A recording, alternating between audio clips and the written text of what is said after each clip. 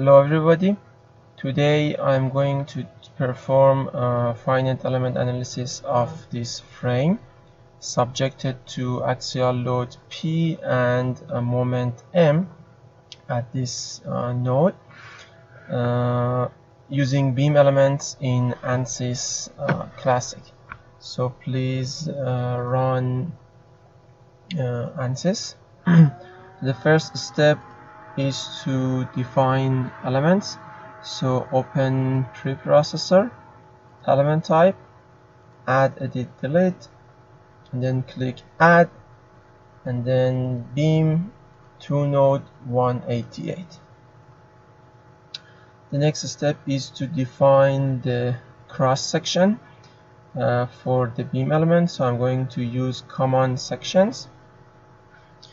So ID 1, name beam, and then I'm going to use the width of 20 for B and height of actually width of 10 and height of 20. You can preview that cross section by clicking preview, so we see the cross section that we are going to use. So click OK. Then we are going to define material properties. So click on material properties, material models.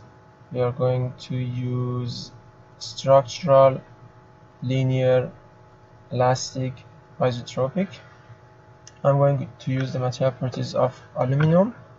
So the Poisson's ratio is 0.33 and Young modulus is 7.06 times 10 to the power of 6.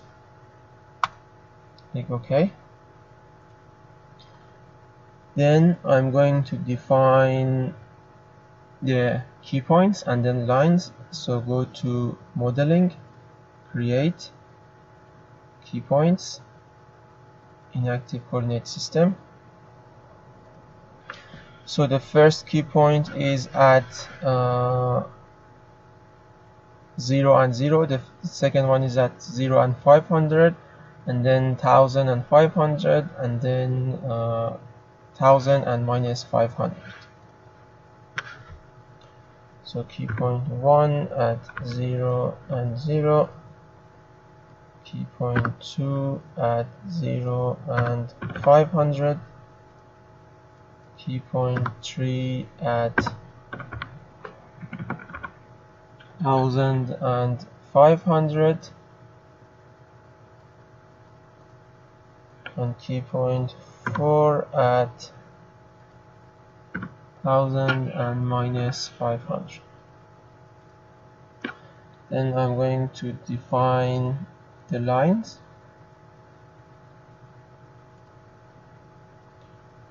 Straight line, no, key point 1 to key point 2, key point 2 to key point 3, key point 3 to key point 4, and then click OK. So the next thing is to mesh these lines, but what we need is to use proper orientation for the beam elements. Since the beam element and the structure is going to bend in this direction, okay, we want the height of the cross section, which is the larger dimension of the cross section, to be in this direction, in this direction, and in this direction. Okay, so if you open ANSYS, so we are gonna use, so we open meshing and then size control. So this is just to specify the number of divisions per line. So manual size, lines, all lines, and I'm going to use 10 division per line. So click OK. So we see the number of divisions per line. Now to define the orientation for the beam cross section, we go to mesh attributes, all lines, actually picked lines. Okay, I'm going to pick lines. I'm going to pick this line. Material number is 1, real constant we don't need it, element type beam 188. The section is the beam that we define. So to pick the orientation, I activate this box, click OK. Now I need to pick a key point to assign the orientation. So since we want the height of the cross section to be oriented in this direction, I'm gonna pick this key point 3 and then click OK. So we should do the same for this line. So picked line, I'm gonna pick this line. This box is already activated, click OK. So I want the orientation to be in this direction, so I pick key point 4, click OK. And then the same for this line. Let me pick this line. I want the orientation to be in this direction, so click OK and pick this key point. So I can also pick this key point instead of this one, doesn't matter. Okay, now let's mesh it. So mesh line and then click OK. If we want to make sure that the beam elements are oriented properly, click on plot control, style, size and shape, activate this box and type 1 here. So again, activate this box and type 1 here and then click OK.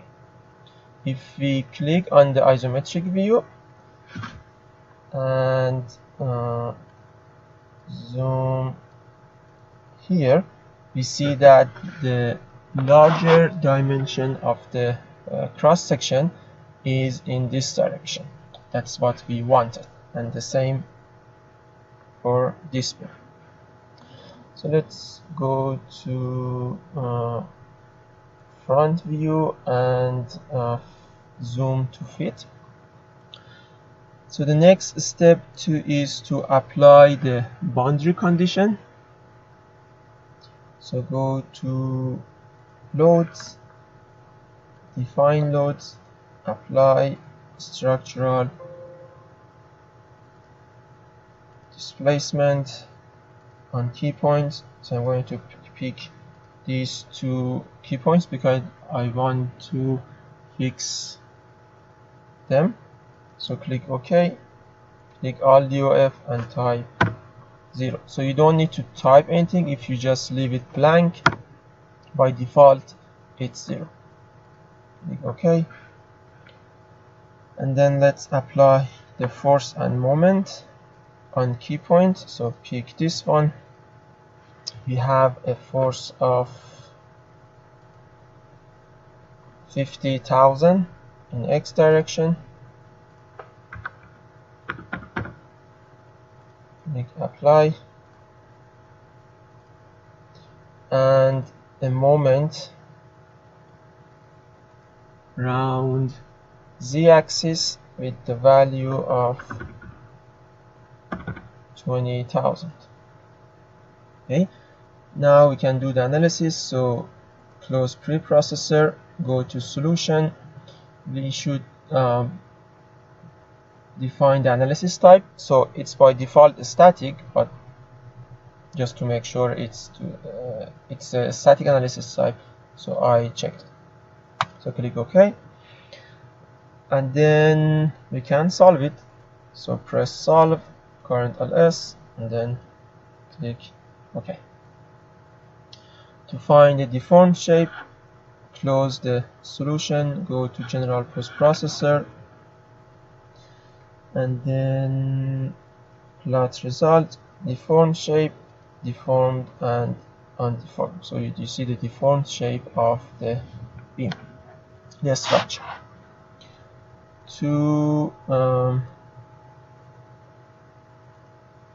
check the displacement, go to list result, nodal solution, DF solution, and then displacement vector sum. So we see the displacement of all nodes.